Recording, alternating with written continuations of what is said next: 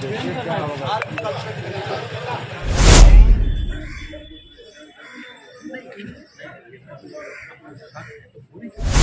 बार mail आ रहा था। इस बार टेलीफोनिक रजिस्ट्रार साहब को धमकी मिला कि पूरे बिल्डिंग को, सिविल कोर्ट की बिल्डिंग को उड़ा दिया जाएगा। अब इससे, जबकि डेली हर बार घटना घट रही है, डॉग स्क्वाड आ रहा है, एसएसपी साहब आ रहे हैं, पूरी प्रशासन टीम आ रही है, जांच कर रही है, जांच करके जा रही है, मगर रिजल्ट ढाक के 3 पात वाली कहानी होगी एसएसपी साहब की।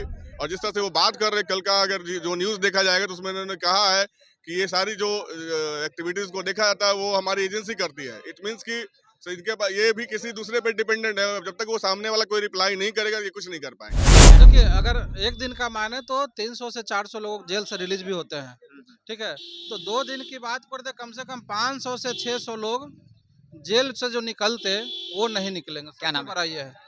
नमस्कार, न्यूज फाउंडेशन देख रहे हैं आप। मैं हूं अनिल। राजधानी पटना से इस वक्त फिर एक बड़ी खबर है, जहां सिविल कोर्ट को बम से दहलाने की बात कही गई है। दरअसल 24 घंटे में यह दूसरी बम से दहलाने की धमकी पटना सिविल कोर्ट को दी गई है। हम सीधी तस्वीरें आपको दिखा रहे हैं पटना सिविल कोर्ट के बाहर की है, जहां अधिवक्ता यहां पे कतारबद्ध खड़े हैं। और वहीं दूसरी ओर न्यायालय परिसर की अगर बात करें तो पूरी तरह से यहाँ पे चप्पे चप्पे पर अब तलाशी शुरू कर दी गई है। जैसा कि देखा गया है, बीते कई ऐसे धमाकों की अफवाह के बाद पटना पुलिस चौकन्नी होती है और तमाम जितने भी जांच की कवायतें हैं वो की जाती है। बम स्क्वाड, डॉग स्क्वाड सहित पटना पुलिस की पूरी टीम जो है वो यहाँ खंगालते नजर आ रही है। बावजूद इसके न बम मिलता है, ना कोई गिरफ्तारी होती है। आखिरकार क्या हो रहा है और कैसे हो रहा है, हम सीधे बात करेंगे कि आखिरकार फिर एक बार बम से उड़ाने की धमकी इस बार रजिस्ट्रार के फोन पर दी गई है। धमकी क्या है पूरा? सबसे बड़ी बात क्या आ रही है ना कि ये धमकियां आज से नहीं, लगभग 2 साल में ये पहले को कभी कभार 2-3 महीने पे आ रही थी। इस बार तो लगातार हो रही है, क्योंकि इस सप्ताह में ही देखा जाए तो ये तीसरी बार धमकी मिल रही है। बार बार मेल आ रहा था। इस बार टेलीफोनिक रजिस्ट्रार साहब को धमकी मिला कि पूरे बिल्डिंग को, सिविल कोर्ट की बिल्डिंग को उड़ा दिया जाएगा। अब इससे, जबकि डेली हर बार घटना घट रही है, डॉग स्क्वाड आ रहा है, एसएसपी साहब आ रहे हैं, पूरी प्रशासन टीम आ रही है, जांच कर रही है, जांच करके जा रही है, मगर रिजल्ट ढाक के 3 पात वाली कहानी हो गई है। आप लोगों को कैसे पता?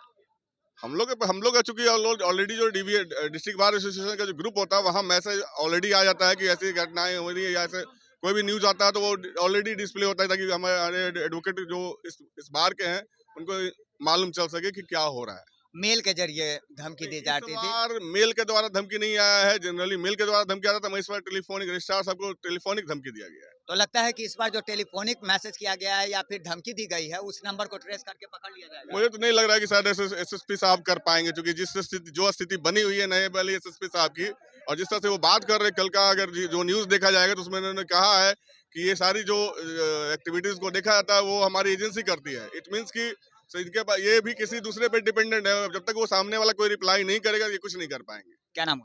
रवि कुमार, अधिवक्ता, पटना सिविल कोर्ट। हम कुछ और अधिवक्ताओं से बात करेंगे। क्या लग रहा है, किस तरह से ये देखिए, ये एक मजाक बन के रह गया है। जिस तरह से एक कोर्ट को धमकी बार बार दे देना, और आईटी सेल हमारा कितना मजबूत है आपको दिख गया होगा कि आज लेकर के टोटल 7 ये घटना, 7वीं घटना है। तो 6 में अभी तक एक भी किसी को पटना पुलिस गिरफ्तार नहीं की है। और आप फेयर एंड लवली चोरी करने वालों को पकड़ लेते हैं, जेल भेज देते हैं। जो खैनी का चुनौती चोरी करता है उसको भेज देते हैं। कद्दू चोरी करने वालों को आप जेल भेज दे रहे हैं। और इतना बड़ा जो पूरे राजधानी पटना का ये सिविल कोर्ट है उसको हिला दे रहा है, आपको एक मेल के माध्यम से हिला दे रहा है। आप यहाँ देख रहे हैं कितने सारे लोग यहाँ पे इकट्ठा हैं। कोई पूर्णिया से आए होंगे, कोई सीतामढ़ी से, कोई बेगूसराय से, कोई आरा से, कोई कहीं दिल्ली से, कलकत्ता से लोग भी आते हैं। तो एक तो ट्रेन का समस्या, कितना टिकट है, तो ये सब चीज़ है। और जो इस तरह का काम कर रहे हो आप समझ सकते हैं, अभी बैठ के वो एंजॉय कर रहे होंगे, मजा ले रहे होंगे। आप अधिवक्ता हैं और ये बताइए कि आखिरकार कार्य कितना बाधित हो रहा है। ये अगर सप्ताह की बात करें तो एक दिन में 24 घंटे में ये दूसरी जो है बम की अफवाह। देखिए, अगर एक दिन का माने तो 300 से 400 लोग जेल से रिलीज भी होते हैं, ठीक है। तो 2 दिन की बात करते, कम से कम 500 से 600 लोग जेल से जो निकलते वो नहीं निकलेंगे। क्या नाम है? ये है क्या नाम? संतोष कुमार, एडवोकेट।